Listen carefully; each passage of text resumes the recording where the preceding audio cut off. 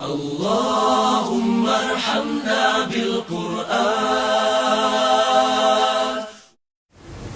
Assalamualaikum Pak Ustaz. Waalaikumsalam warahmatullahi wabarakatuh. Saya ingin bertanya tentang sholat.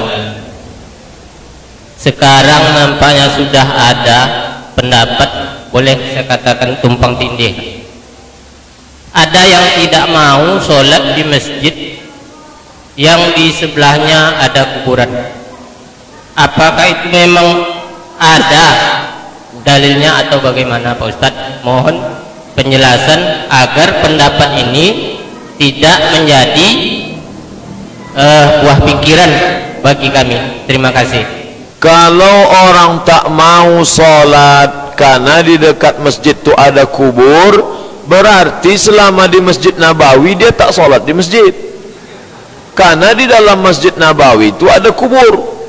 Kalau dia berdalih di dalam Masjid Nabawi itu kan kubur Nabi Muhammad, Nabi tak apa-apa. Yang Nabi itu kan Muhammad. Yang di samping Nabi Muhammad ada makam Abu Bakar, ada makam Umar. Lalu apa makna tak boleh sujud ke kubur? La tasjudu, janganlah kamu sujud ke kubur. Ini kubur, sujud dia ke kubur, menyembah kubur. Hadis ini bercerita tentang apa?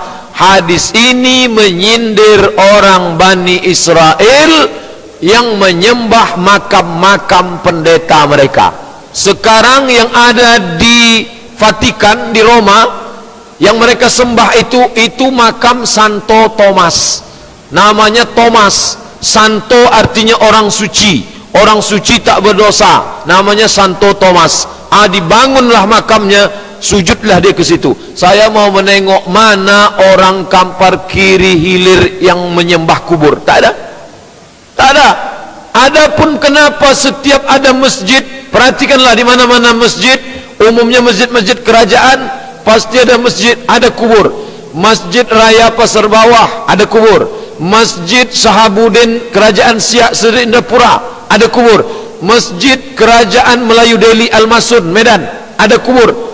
Kubur dibuat di dekat masjid, bukan orang masjid minta ke kubur. Kubur itu minta doa dari orang masjid. Maka kalau kita dimakamkan dekat masjid, tiap hari berapa kali dapat salam? Orang yang sholat sebelum dia lewat kubur, Assalamualaikum ya ahlad diyar minal mu'minin. Kalau dimakamkan dekat masjid, bukan orang masjid itu minta ke kubur. Tak satu pun orang masjid minta ke kubur. Orang kubur itulah minta doa dari orang yang dari masjid.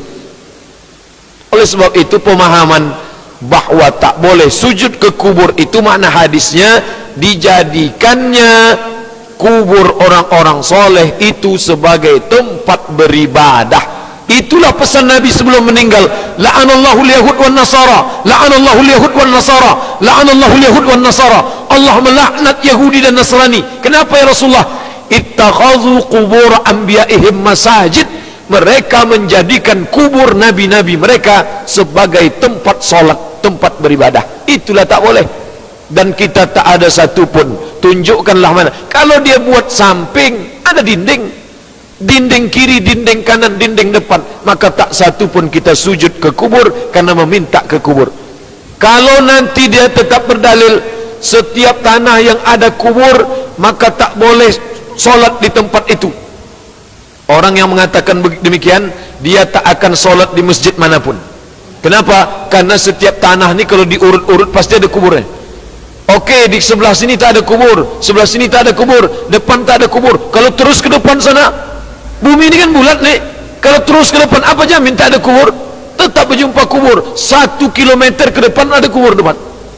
Oleh sebab itu makna hadis itu dipahami tak boleh sujud ke kubur karena meminta kepada yang ada di kubur, dan kronologinya menyindir orang Yahudi dan Nasrani yang menyembah makam-makam Nabi dan orang saleh di antara mereka.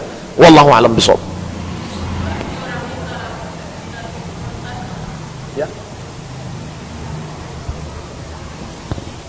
Ya berarti orang ini salah persepsi lah kalau begitu.